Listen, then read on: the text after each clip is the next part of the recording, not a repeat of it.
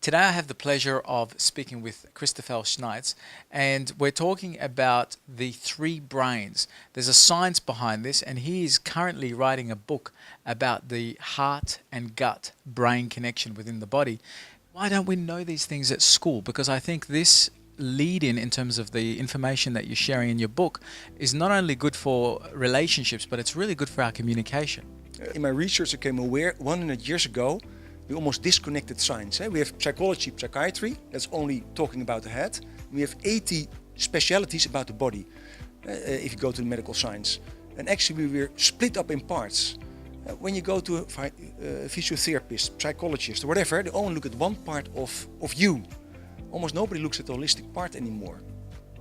And I came aware that if you don't look holistically, people get stuck in issues. That's how I came to it as a therapist, that people kept stuck.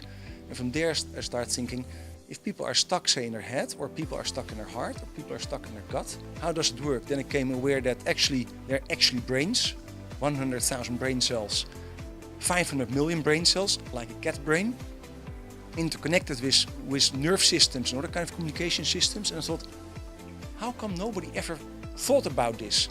Now Darwin writes about it 150 years ago and somewhat got dismissed.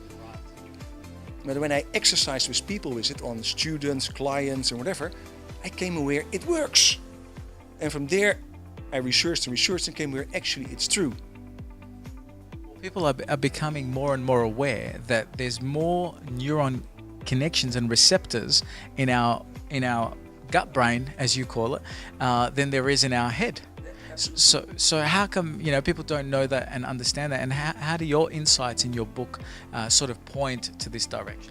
Now, why we don't know? Because actually, when you go to a special medical, they look at the gut, intestines, and they look, say, at the physiology, what's happening there, digestion, or those kind of things. And we have 1.5 kilo bacteria there. Without that, we would not survive one day, because they are responsible for digestion and they communicate with us.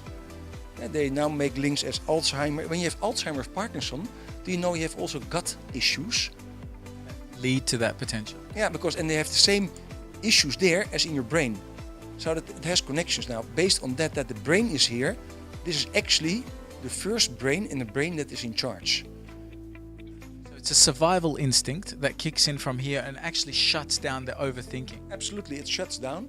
Because this part actually has one responsibility: survive. That means fight and flight, immobilize, that means faint and fall down, or of course when you're hungry or thirsty. And the last one is of course reproduction. Do you like to have a lot of feminine energy in you, Bess? I think I've been said to have had feminine energy, right? But that's probably because I've grown up with 3 younger sisters, for example.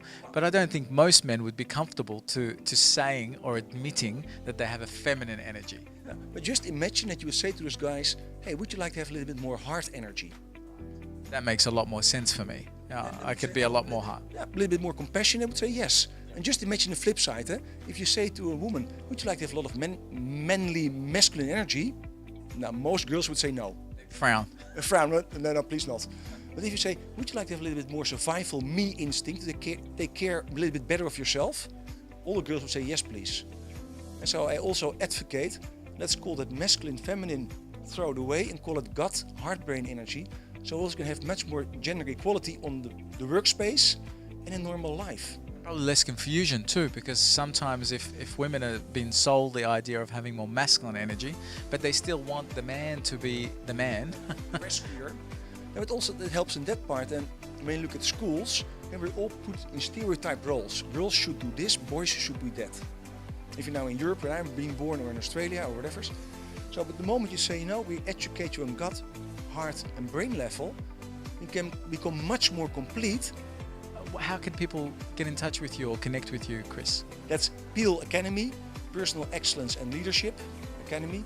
That's my business website, or Facebook, Christopher Sneijders, and you can find me and you find all the things there. Perfect. Thank you so much for your time. I'm Tadros for Undercurrent.